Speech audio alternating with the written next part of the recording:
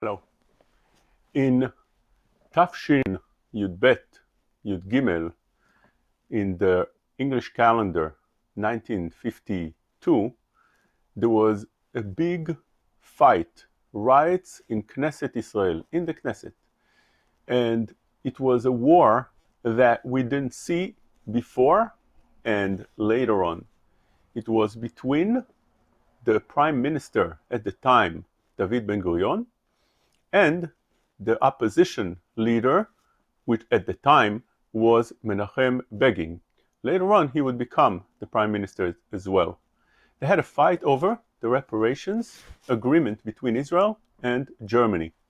Since all the Jews that fled Germany, they were emptied from their houses, the lands were taken away from them, the businesses that they had were closed down, all their money was confiscated, and they had nothing left. When they came to Israel, Germany had made an agreement, or wanted to make an agreement, to pay them back a nice amount, a large sum, in order to rebuild their life, give them back whatever was lost.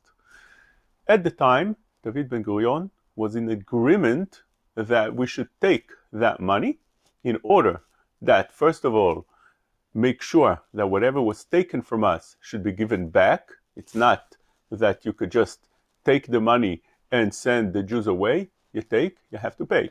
Secondly, that money was very much needed in order to build the newly born country, which was just starting and was in a lot of needs and had a lot of different ways to use that money to build that very, very young land.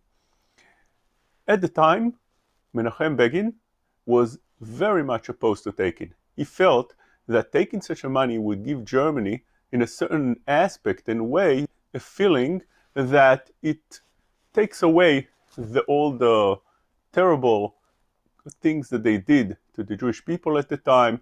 It would give them a feeling of atonement. It would wash their hands from their blood that they had on their hands. And therefore, he felt that it's not and shouldn't be taken.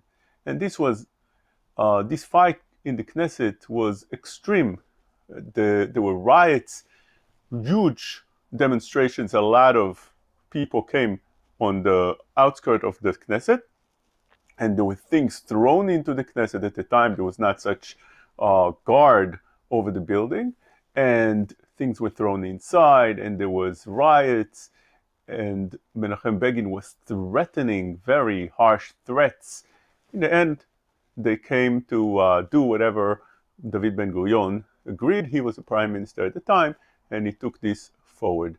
We found in our Parashat that HaKadosh Baruch Hu asks Moshe Rabbeinu to go and take money from the Egyptians, take vessels, money, and other things as well. He tells them that Am Yisrael should go and ask the Mitzrim, the Egyptians, to give them those things. As the Pasuk says, דבר נא באוזני העם, וישאלו איש מאת רעהו ואישה מאת רעותה, כלי כסף וכלי זהב.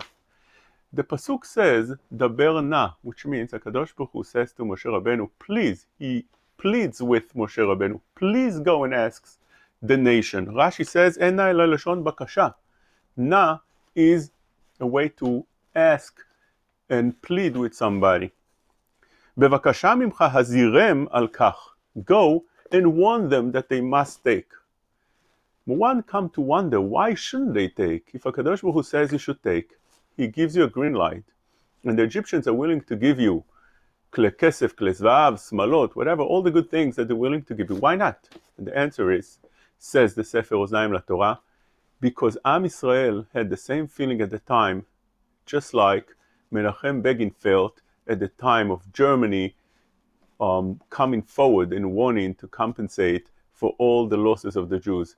He felt that once you did such bad things, we're not going to let you get away even with the feeling of blame, and not let that harsh feeling that you have be cleaned out in any possible way. That's how Am Yisrael felt. Now, Kadosh Baruch Hu says, I already promised Avraham Avinu, go and ask them, as Rashi says over here, that he doesn't want that Avraham Avinu should say, שלא יאמר אותו צדיק אברהם, ועבדום ועינום אותם קיים בהם, ואחרי כן יצאו ברכוש גדול, לא קיים בהם. And we do find in a Gemara, in Sanhedrin Tzadik Aleph, that later, years later, this came to the court of Alexander Mokdon between the Egyptian, the Mitzrayim, and Am Yisrael, whether the money should be given back. And if he would rule that the money should be given back, they would have to pay all those kesef klei zahav back to the Egyptians. And this is what the Gemara says. באו מצרים לדון עם ישראל לפני אלכסנדר מוקדון. They came in front of Alexander Mokdon to the court. אמרו לו, הרי הוא אומר, והשם נתן אתכן העם בעיני מצרים, והשילום, תנו לנו כסף וזהב שנטלתם ממנו. עם ישראל took that money, that gold, those good things, those good vessels, give it back to us. Pay us for it. It's time to pay back. So, at the time, somebody stood to defend the position of Am Yisrael. And he says the following, אמר להם, היכן אתם מביאים ראיה? Where's your proof that Am Yisrael took those things? From the Torah, right? אמרו לו מן התורה. אמר להם, אף אני לא אביא לכם ראיה, אלא מן התורה. Also, play along with you and bring your proof from the Torah. What does it say in the Torah? שנאמר, ומושב בני ישראל אשר ישבו במצרים 30 שנה ו400 שנה. עם ישראל הוא במצרים 430 years. תנו לנו שכר עבודה של 60 ריבו ששיבעתם במצרים 30 שנה ו400 שנה. Give us the money for the work that you slaved 600,000 people for 430 years. Pay us for it. Good question. Good claim. Alexander Mokdon told the Egyptian, what do you have to answer to that? אמר להם אלכסנדר מוקדון, החזירו לו תשובה. So they didn't know what to say. They said, give us time. אמרו לו, תנו לנו זמן 3 ימים. Give us 3 days, we'll think about an answer. נתן להם זמן, בדקו ולא מצאו תשובה. They went around trying to figure out what to answer. They didn't come out with any solution to this problem. מיד הניחו שדותיהם שזרועות, כרמיהם שנטועות, ברחו. They left all the fields and they ran away. Which means, Am Yisrael are deserving of that money. They took away something that belongs to them. When you abuse somebody and you take away his possessions, it doesn't mean that you can get away also with the money. הרצחת וגם ירשת, somebody that kills, and not only kills, now he also loots the person, he also takes away his possession, his money, his properties. That's not right. All the point that Am Yisrael were asking to borrow, וישאילום בני ישראל, או וישאלו איש מאת רעהו, as the pasuk says here. The Mefarshim explain, שאלה doesn't mean to borrow. רבנו בחיה writes over here, אין שאלה זו כשאלה אמורה בכלים שהיא שאלה על מנת להחזיר. It doesn't mean over here to borrow in order to return. אלא ציווה שישאלו מהם במתנה. It means that you should request, you should demand, you should ask that it should be yours.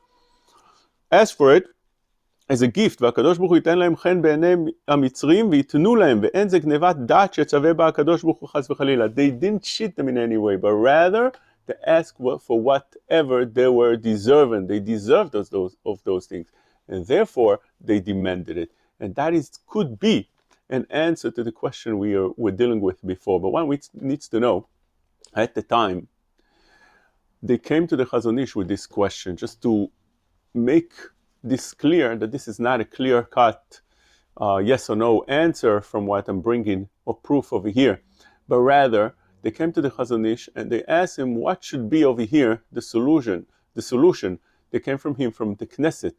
The Chazon Ish, which was a giant, he knows the entire Torah, told them, do you think I just answer questions just like that? I take their answers out of my sleeve. Every question that comes in front of me, I have to sweat over. I have to sit down for days, sometimes weeks, in order to figure out the correct answer. It takes away from my health. And therefore, I'm asking you a simple question. Do you need my answer and you're going to follow my halacha psak? Or you're just asking from curiosity? And they told him they're not going to listen anyway. They have their own fight between themselves and they're going to continue that and decide whatever they decide. It's nothing to do with what the Torah has to do about it. So he told them, leave me alone. I'm not interested. It takes away too much from me. If it's not for the purpose of understanding and following, just for curiosity, I'm not going to try to figure this out.